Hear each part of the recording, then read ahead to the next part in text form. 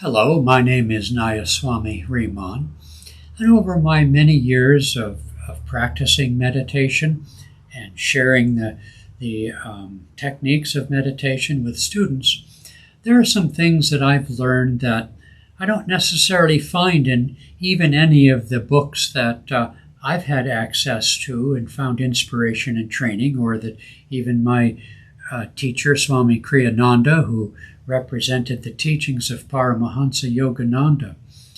The wonderful thing about the modern age in which we live and the interest that science has shown in the practices of yoga and meditation is that we can learn many new things about how to improve our yoga and meditation practice.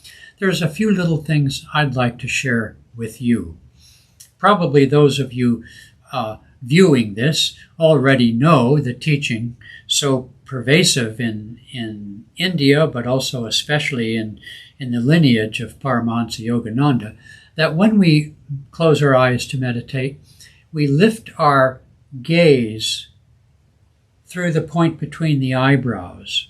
I'm not going to explore that because I'm going to assume you probably know that already. But a few things I'd like to add to that is to try to find what I call the sweet spot. When I was a boy and played baseball, the baseball bat or a cricket bat, which I've never played, or in a tennis racket with a tennis ball, there's a sweet spot on the bat, which when you connect with the ball coming at you, it just soars high in the sky for a home run. And so it is, there's a sweet spot. When you look up, you can experiment with it.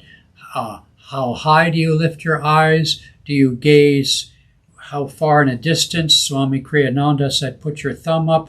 I have a short arm, so my eyes tend to cross when I do that a little bit. I tend to look at the opposite wall, but whatever it is, lift your eyes, generally not too high, generally not looking down, of course. We say the point between the eyebrows. There's sort of a flat, bony part here, at least on my head there is. And I press in there, I feel that. So experiment with eyes open to find that perfect, you almost want to smile when you hit that sweet spot. And in fact, that's my next point. I don't think this is in any book that I know of, but it's a product of it's intimated in the teachings that have been given through Paramahansa Yogananda. And what is that? Smile. Yogananda has this charming talk that he gave, the title of which was given, Be a Smile Millionaire. So he talked a lot about smiling. So I don't mean that kind of smiling so much, but I think of the Mona Lisa or something like that. I find where this came from is over years of meditation. When I got into a deeper state, I couldn't help but smile. And then I realized the functional relationship between the smile and the quietness of the heart and of the mind. And so you can enable that. That's how yoga works. You move the body, and a certain amount of quality of energy can be felt. When we do this, or meditate like this as opposed to like this, these are mudras. These are positions which have an energetic impact on our consciousness if we're subtly aware enough to notice it. And so don't go out right and smile like this, but just relax the mouth and open the mouth just a little bit. Another way of describing this is what happens when you're about to speak. The mouth relaxes.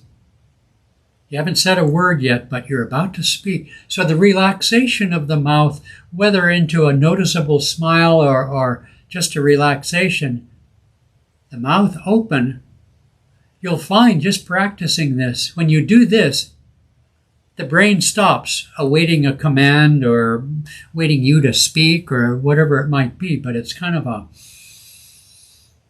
a transitional spot in the hard wiring of the brain, as is the lifting of the eyes. Another point I want to make is with the lifting of the eyes. I learned this online with some crazy guy. but it does work. It has to do with when you look up, and try it with your eyes open at first to get an experience of it. You look up, see if you can, your peripheral vision is expanded. That's as opposed to looking up at an object, you want to look up in relaxed eyes. There's probably a technical term for it. It doesn't come to my mind right now. Doesn't matter. Look up, mouth is relaxed. In the Bible it says, doesn't it? Look unto the hills from which cometh my help. My help cometh from the Lord. That looking up softens the heart, clears the mind. And here's another key. I think I end with this now. The other key is don't wait for sitting meditation to practice these simple tips. Throughout the day, between phone calls, look up, and you've been seeing me raise my hands. Well, I haven't spoken about that, but this is a powerful mudra. Raise your hands if you can. If it doesn't disturb anybody or make you self-conscious. During the day, look up. At the stoplight, maybe you can't put your hands up, but at the stoplight, rather than be nervous or anxious or impatient. So, in other words, if you practice this mudra, this position of quietude, at different points throughout the day, you're training the mind to get gradually more comfortable with being present without having to have an internal narration going. You know, that internal narration, like people who turn on the television in their house even though they're not watching it, or the radio in their car, is sort of a nervous response. It's like the little child who nervously laughs when you play peekaboo because they're not totally sure whether you've vanished into thin air when they don't see you. It's a nerve-wracking thought if you put it that way. And so we are conditioned by the body and by nature, actually, to be always looking out for, rhinoceroses and threats to our well-being and survival, I suppose. But so the brain is conditioned to be constantly on the alert through the senses and through its own mental activity.